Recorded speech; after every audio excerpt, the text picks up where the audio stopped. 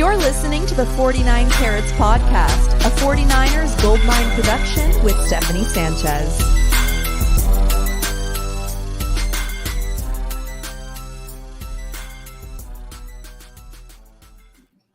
What's going on, everyone? Welcome to another edition of the 49 Carats Podcast. I am your host, Steph, and today we're going to be previewing the 49ers defense and how they match up against the Seattle Seahawks offense in their third meeting this season. Now, the 49ers are very familiar with seeing teams a third time in the same season.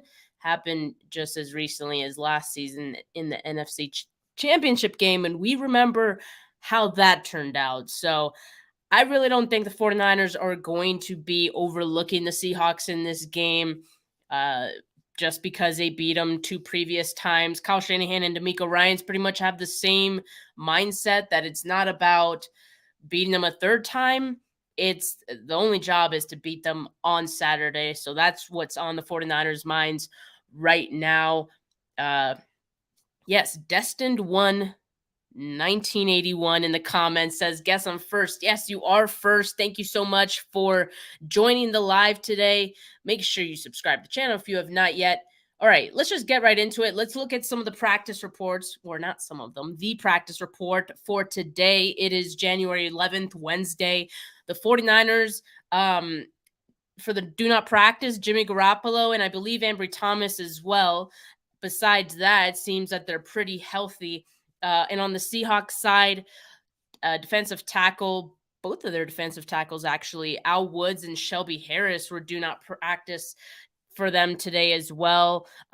Didn't see either 49ers or Seahawks beat writers post an actual list. So I'm just going off of, reports or tweets that they put out that these were the guys that were not practicing or weren't seen at practice. So I don't know who is limited and whatnot, but it seems that both teams, for the most part, healthy going into the season, relatively going into this game, as healthy as you could be this late in the season, right?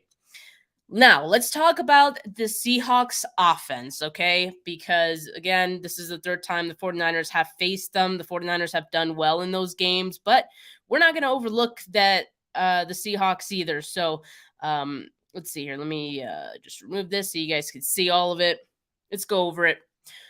First in completion percentage, Seahawks offense. That is a big nod to Geno Smith and what he's been able to do this season. 69%, little over 69% completion percentage. That is the highest in the league.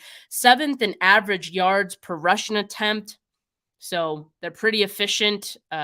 Ken Walker is a good reason for that. Ninth in points per game, 11th in passing yards per game, 11th in touchdowns per game, 12th in average scoring margin, 13th in yards per game, 13th in first downs per game, 17th in giveaways per game, 18th in average rushing yards per game, 20th in third down conversion percentage, 22nd in QB sacked percentage, 26th in penalties per game. So as a team, this isn't so much an offensive stat, but as a team, they are one of the most penalized teams. 28th in red zone scoring percentage. So oddly enough, even though they are 9th in points per game, most of those scores don't seem to be coming from the red zone, as they're 28th in red zone scoring percentage. 30th in average time of possession. And you might be thinking to yourself, well, if they're 7th in average rushing yards per attempt, why are they 18th in average rushing yards per game? You would think that would be higher. Well, the Seahawks, while they do still like to run the football, they've become more comfortable throwing the football with Geno Smith. So I think that's the reason for that being so skewed there. What's going on, East Coast Red and Gold podcast? Make sure you check out their channel if you enjoy 49ers content. Let's go. Let's go to the next slide here. As always, battle of the trenches. Looking at the Seahawks here. One note I wanted to make is that Marquise Goodwin, you're not going to see him in this picture here because he was placed on injured reserve just a couple of weeks ago. So taking his place is Laquan Treadwell, who honestly I'm not going to talk about because he doesn't have too much of an involvement for this team, at least not enough to bring him up. Tyler Lockett, while he's listed in the slot by PFF here, his slot numbers haven't really changed much since Marquise Goodwin went on IR. So he is still primarily playing on the outside opposite Metcalf. So don't look too much into Lockett being listed in the slot. Of course, Lockett does have a few snaps out of the slot as well, but just not as much as he does on the outside. Now, let's look at the battle of the trenches, right? In depth. The Seahawks offensive line, they've now faced the 49ers defensive line twice this season. And fortunately, the entire Seahawks offensive line has been the same from week 2 to week 15. So there hasn't been any other like injuries. So on that line. So they've remained pretty healthy. And so whoever played in week 2 also played in week 15 against this unit. Charles Cross, Damian Lewis, Austin Blythe, Gabe Jackson, and Abraham Lucas. The guy I wanted to talk about here the most was Gabe Jackson, because if you look at the numbers between what he did in week 2 and week 15, he looks like the weaker link of everyone on this Seahawks offensive line. Back in week 2, Gabe Jackson, by the way, he's the right guard, gave up 6 pressures, 3 hurries, 2 quarterback hits, and a sack. In week 15, he gave up 3 pressures, 2 hurries, 1 quarterback hit. So looking at both of those games, I would say that he struggled in both of those. Certainly Charles Cross, their left tackle, struggled in week 15. He had 4 pressures, 2 hurries, a quarterback hit, and a sack. Of course, he's going up against Nick Bosa much of the time. So no surprise for those numbers, but this is kind of the lay of the land, what you guys can maybe expect in a third matchup as far as protection goes for the Seahawks. Now, let's look at on the other end, the 49ers defensive line. What are they looking like? So in week 2, it seemed like the best guy was Nick Bosa on the defensive line. And in week 15, the best guy was also Nick Bosa, although Eric Armstead in week 15 also had a great game. Eric had 5 pressures, 4 hurries, a quarterback hit, and a stop in week 15. Let me go over Nick Bosa's numbers, all right? Week 2 against the Seahawks, he had 7 pressures, 2 sacks, 3 quarterback hits, 2 hurries, and 3 stops. In week 15, he had 6 pressures, 1 sack, 2 quarterback hits, 3 hurries, and a stop. I mean, he's had some really good games all season, as we know, but it seems like he has good games against the Seahawks. And, you know, historically, that sounds like a really long time, but for as long as Nick Bosa has played in the playoffs, he has put together some impressive performances in the playoffs as well. So I think we can expect a good showing from Nick Bosa in this game. And, you know, maybe Ebukam, who in week 15 didn't have so bad of a game himself, 3 pressures, a hurry, a quarterback hit, 1 sack, 1 stop. So we can maybe expect a good game from both of those guys on the edge. But yeah, pretty solid from this group. I would expect, like in the 2 previous games against the Seahawks, that the 49ers defensive line is going to give Geno Smith a lot of pressure. Just what D'Amico Ryans is doing, it's just very difficult to stop them. Let's talk about Seahawks tight end, Noah Fant. In 2 games against the 49ers this season, he has 8 catches, 43 yards, a touchdown, and he averages about 6 yards per reception. I'm not going to spend too much time talking about Noah Fant because he's not a huge factor in this offense, and certainly against the 49ers defense, who is still limiting opposing tight ends to 41.35 yards a game on average. Not expecting too much out of Noah Fant, although, like I said, back in week 15, he did have a touchdown. So maybe Geno Smith likes throwing to him, but I'm not. I'd be more worried about the other guys on this offense, and those guys are. I'll talk about more in a bit. But let's look at what Dre Greenlaw and Fred Warner have been doing as of late. I wanted to point out how good they've been just this entire season among linebackers. They're both in the top 10 when it comes to coverage grades. And so I really wanted to highlight that. Fred Warner, his 65.5% completion percentage in his coverage, that's the lowest among all linebackers. And I tweeted that yesterday. Some people were like, 65.5, that's pretty high. What are you talking about? You guys have to remember, Fred Warner is a linebacker. To have that number is, I think, incredible as a linebacker. And like I said, he is the best at completion percentage allowed in his position. So just needed to point that out. So pretty talented group in Dre Greenlaw and Fred Warner. And, they're considered very highly by PFF. Fred Warner is allowing here's the tweet. Okay, I had it in here. This is the tweet that I put out, which is basically what I said, that he's allowing a completion percentage of 65.5 in his coverage this season. Ranks first among all linebackers that have played at least 20% of coverage snaps.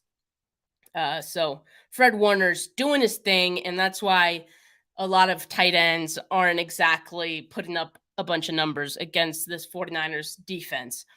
Let's look at what the linebackers did against the Seahawks this season, all right? Because the sample size, we have 2 games worth, week 2 and week 15. So I wanted to highlight Dre Greenlaw because Dre Greenlaw has had some incredible games, never mind the 2019 season, what he did to the Seahawks in that goal line stand there. But this season alone, like week 2, he had 7 tackles, 4 stops, 36 yards allowed receiving. Week 15, 6 tackles, 4 stops, 1 pressure, 1 quarterback hit. He batted a pass. He forced a fumble. He allowed 46 yards, and he had a pass breakup as well. Dre Greenlaw, I think I could safely say, I don't know what it is about playing the Seahawks, but he just turns it up a notch. And he's been great all season. So I don't know if this is just a playing the Seahawks kind of thing. I think it's just a Dre Greenlaw thing. He's been incredible. I would expect another good game from Dre Greenlaw, especially the fact that he didn't play last week. He's going to be pumped. It's playoff time. You're going to get some extra energy, I think, from all of these guys. So I would expect nothing less from Greenlaw. And of course, Fred Warner also is a great player who's going to be playing some good playoff football as well. He's going to set the tone. He's going to set the energy. So we can expect good games from these guys. Let's talk about DK Metcalf because he's one of the guys that, he's going to get the ball a lot.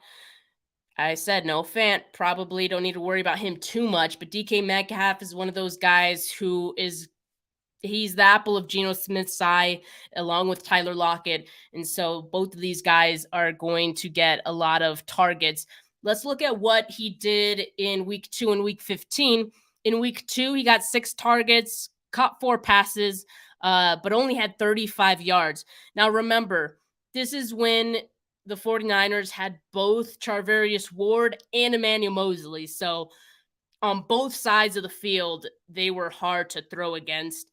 Week 15, we have Charvarius Ward and Diamador Lenore, who I'll talk about more in a bit. But basically, DK Metcalf had 9 targets in that game, 7 catches, and 55 yards. Still no touchdowns in either of those games. So the 49ers have done a pretty good job defending against Metcalf this season, all things considered.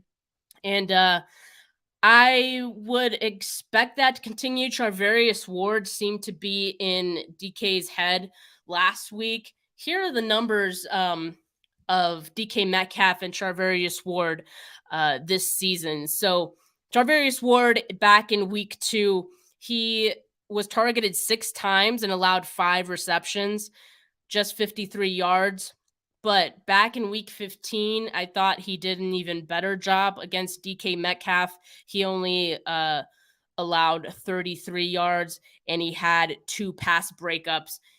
He also drew 2 penalties against DK Metcalf. You're not going to see that here, but that's also something to consider. I mean, Charvarius Ward was in Metcalf's head last time they played back in week 15. So I think those two are going to be going at it again. It might get chippy. It's playoffs, so emotions are heightened for both sides. And I think Mooney Ward's going to have Metcalf roid raging again. That's just how I feel.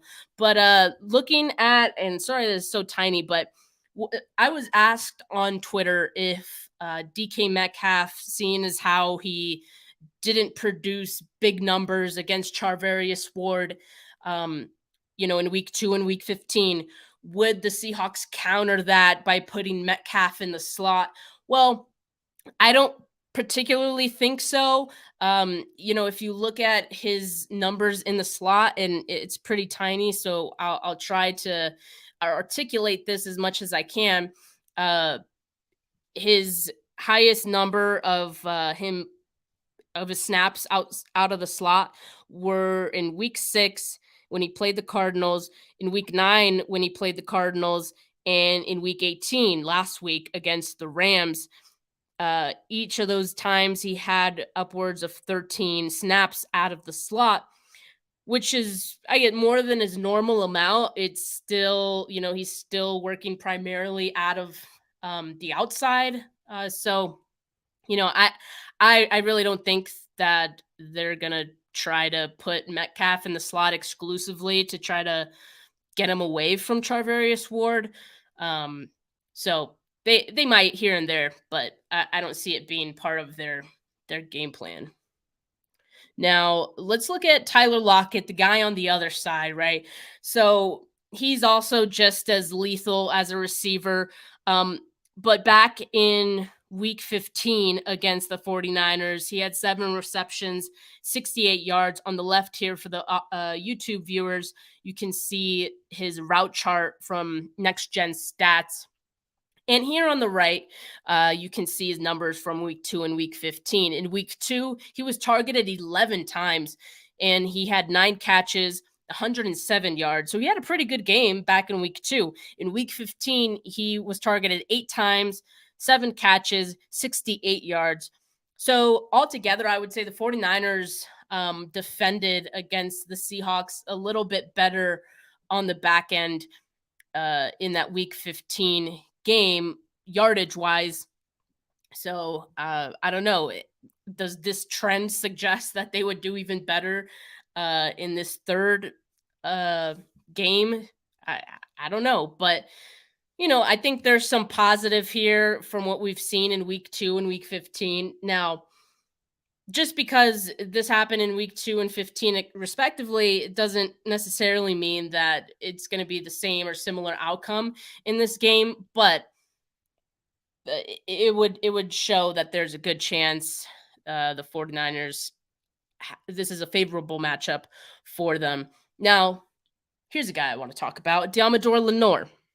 All right, and we've been talking about him a lot lately. So back in week 15 against the Seahawks, he was targeted 7 times and gave up 7 catches, just 52 yards, which isn't bad. 39 of those, most of them came from Tyler Lockett. But he was also matched up with Kenneth Walker for 1, Noah Fant twice, Tyler Lockett 3 times, and Marquise Goodwin once. Marquise Goodwin, like I said, not going to be playing in this game. He's on IR.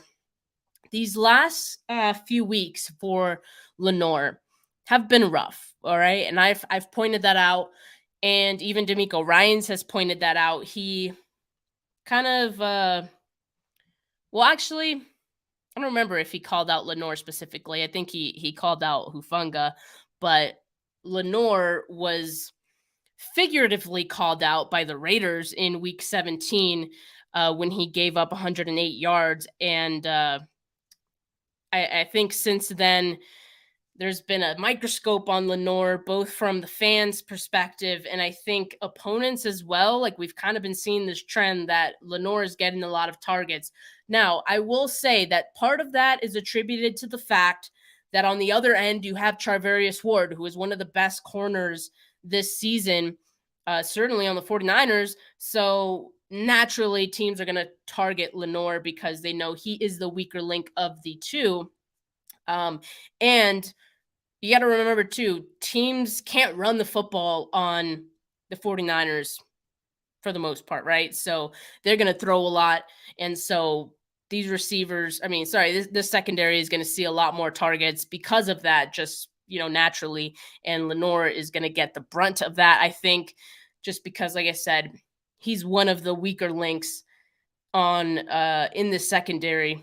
So unfortunate for him. But look, Week 18, last week against the Cardinals, he gave up 93 yards on 6 catches, the longest being 77 yards, and he gave up a touchdown as well. That was the AJ Green play. So aside from that first play, he had only given up a little less than 20 yards. Guess it isn't bad. I also saw someone share a video of AJ Green pushing, giving a little push to Lenore, so he wasn't able to leap as high as probably you would have hoped, but it's a good point. It didn't get called on the field. I don't know if it was enough to, warrant a flag, but just something to consider. Lenore was there. He was in position to make a play on that. It just, he got a little push. All right. So I don't know if I hold that too much against Lenore, but like I said, he needs to have a better game this week and in the playoffs throughout, right? So the good thing is back in week 15, the last time that the 49ers played the Seahawks, he only gave up 52 yards. So we'll live with that, right? I mean, that's totally fine by me. Guys, if you haven't yet, make sure you like this video. I appreciate all the love. And as always, I enjoy putting these videos together for you. So just make sure you give me a thumbs up. I appreciate it. Let's talk about Jimmy Ward, a model of consistency at nickel. He has been these last few weeks since week 12. And I pointed this out before. Since week 12, he has 2 interceptions, a forced fumble. Since week 14, he's allowed just 6.8 yards per receptions. He has 14 stops. And he's still in 4 straight games hasn't allowed more than 30 yards in his coverage. So he's a guy who is Mr. Reliable on the back end right now, playing at nickel, and that's all you can ask for. I would expect that this keeps up throughout the playoffs as well. And again, like that's all we can ask for. Let's talk about these safeties, these 49er safeties, all right? Look, if you look at the season-long safety coverage rankings on PFF, and here I'm looking at safeties that have played a minimum of 50% of coverage snaps, you will see Tashawn Gibson is ranked 5th among all safeties in completion percentage, allowing 56.7. Talanoa Hufanga, 13th. Pretty high up there, allowing 63%. So both of these guys playing some good football this season. A couple of other things I wanted to point out, and I know this is tiny as well, so I'm going to try to, say it out loud so you guys see what I'm talking about here. Look, the difference between Talanoa Hufanga and Gibson these last few weeks have just been the big plays that they've given up. Gibson, 3 interceptions in the last 2 games. He's been great. He has how many? He has 5 interceptions on the season. Talanoa Hufanga has 4 interceptions on the season, so he officially passed Hufanga. Hufanga in the first half of the season was, making a lot of noise, getting a lot of buzz because, he was getting a lot of those interceptions, making some big plays.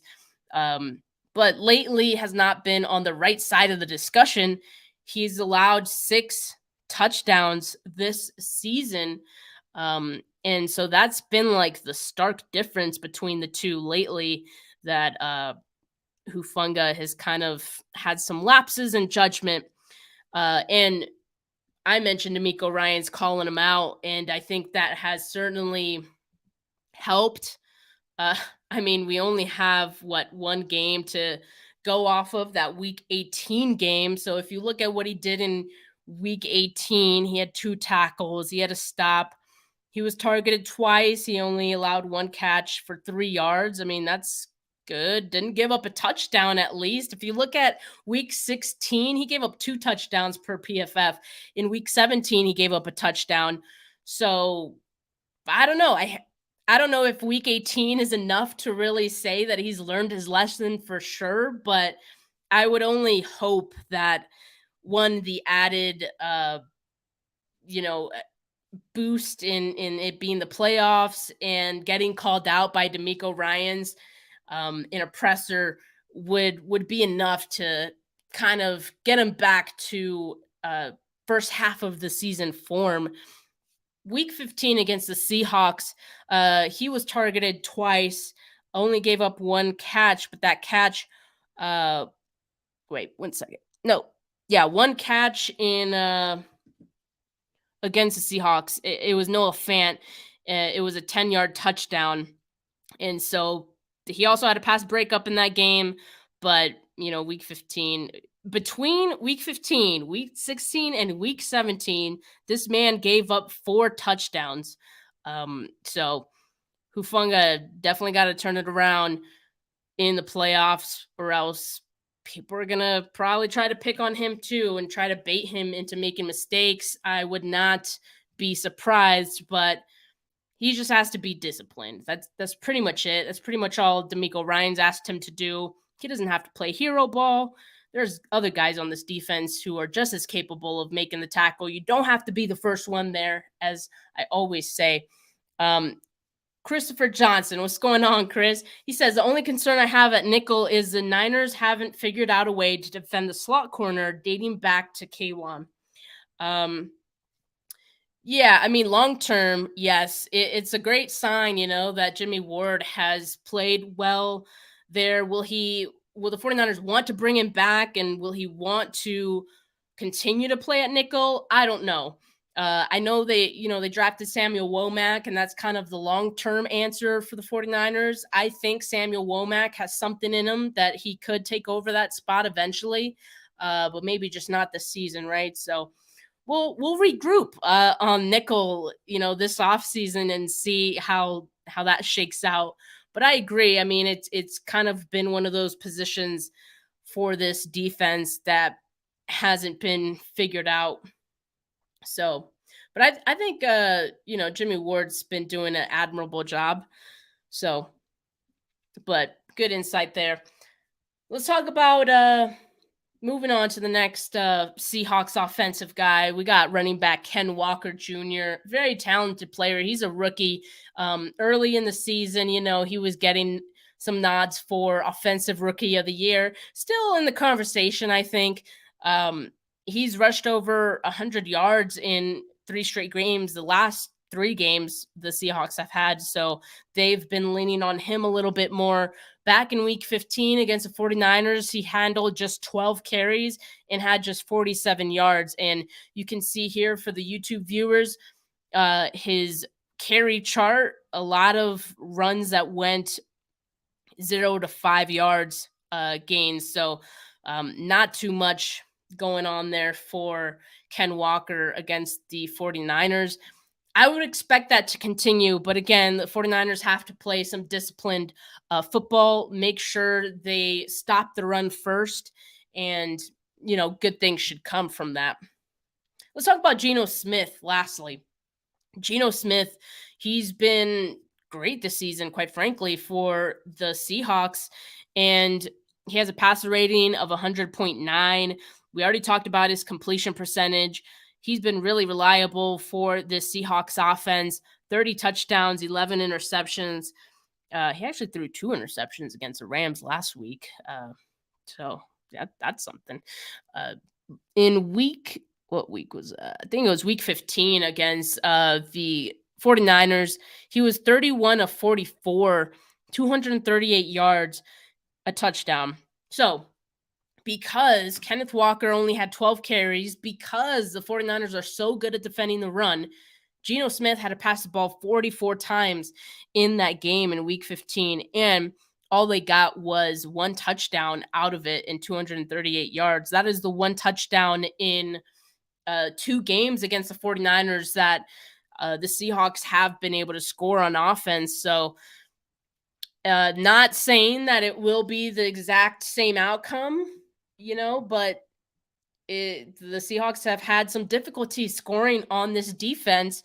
We have 2 games worth of sample there. So I would expect something similar. And another thing I wanted to point out, I believe I pointed it out after the game in week 15 or before that game, is the fact that Dre Greenlaw, Fred Warner, because they're so good at defending the intermediate middle of the field, you see his pass chart. There are no passes attempted in the middle of the field thanks to those two. So I would expect that again to continue. Just Fred Warner and Dre Greenlaw eliminating a whole section of the field for Geno Smith to throw. And you see here, week 15, he also threw a lot of passes to his left, very short left. So maybe we see more of that as well. As I mentioned, completion percentage 69.8. That is on the season, right?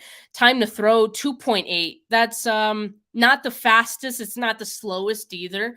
I want to say it's on the slower end, but part of this has to do with the protection that the Seahawks offensive line has afforded him. And, he's been efficient. The time to throw has benefited him. When he plays against the 49ers, he does not have 2.8 seconds to throw every time. So I think that's kind of the difference we see in Geno Smith whenever he plays the 49ers, because he has to get the ball out quickly, something that for the most part hasn't been used to doing this season with the Seahawks. 8th most passing attempts this season. He also has the 8th most passing yards. So like I said, they like to pass the football. So it's not exactly putting him in a discomfort zone by eliminating the rush, but it's taking away that balance. Certainly it's easier to get things moving on offense when the run can set up the pass. But if you don't have the run, you can't really do that. So despite the Seahawks liking to throw the football a lot, they like to run it to set that up. So the 49ers, I would expect, try to limit that as much as possible. In fact, that's one of my keys of the game for the 49ers defense. Stop the run. That is always, first and foremost, the first thing you need to do as this defense is stop the run, because you're going to make your opposing offense one-dimensional. That will make things easier on the back end with time. Force mistakes and turnovers. I think this is a big one. Like I said, we saw Geno Smith throw 2 interceptions last week against the Rams. I believe he threw an interception in week 2 against the 49ers. And really, this is not just the Geno Smith thing, but try to get all of the playmakers as well to force mistakes, make mistakes. Even something as small as drawing a penalty on DK Metcalf, like they did twice in that week 15 game.